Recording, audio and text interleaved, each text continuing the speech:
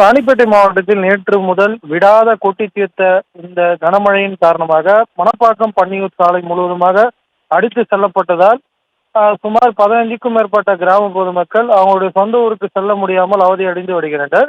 ராணிப்பேட்டை மாவட்டத்தில் உள்ள வாலாஜாப்பேட்டை, சோளிங்கர், பணப்பாக்கம், நெமிலி, பானாவரம் உள்ளிட்ட சுற்றுவட்டார பகுதிகளில் தமிழகத்தையே உலுக்கி வரும் பெஞ்சல் புயல் காரணமாக நேற்று காலை முதல் தற்போது இடைவிடாத தொடர் கனமழை பெய்து வருகிறது.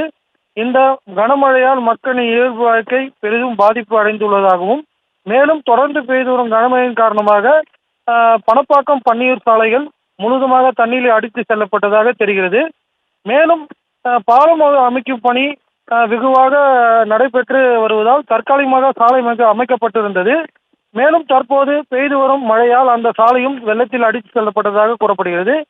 மேலும் கனமழையின் காரணமாக பெருவளையம், காலப்பட்டு, சிறுவளையம், ஆலப்பாக்கம், கருணாவூர், புதுப்பட்டு மற்றும் பிள்ளையார்குப்பம் உள்ளிட்ட 15க்கும் மேற்பட்ட கிராம பொதுமக்கள் இந்த சாலை வசதி இல்லாத காரணத்தால் மிகுந்த பாதிப்பு அடைவதோடு மீண்டும் தங்களுடைய சொந்த ஊர்களுக்கு செல்ல முடியாத நிலைமை ஏற்பட்டுள்ளதாக தெரிகிறது. இதன் காரணமாக ராணிப்பேட்டை பொறுத்தவரை கடந்த 24 மணி நேரத்தில் பெஞ்சல் புயல் காரணமாக 15 சென்டிமீட்டருக்கு மேலாக பெய்த கனமழையாக மாவட்ட நிர்வாக சார்பில் தகவல் தெரிவிக்கப்பட்டுள்ளது. மேலும் இந்த கனமழையின் காரணமாக அந்த கிராம பொதுமக்கள் உள்ள பல்வேறு பகுதிகளில் இயல்பு வாழ்க்கை வெகுவாக பாதிப்படைவதாக தெரிகிறது.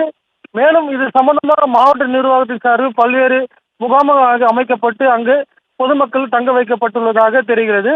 இதன் காரணமாக பல்வேறு நெற்பயிர்களும் இந்த மழையின் காரணமாக சேதமடைந்ததாக தெரிகிறது.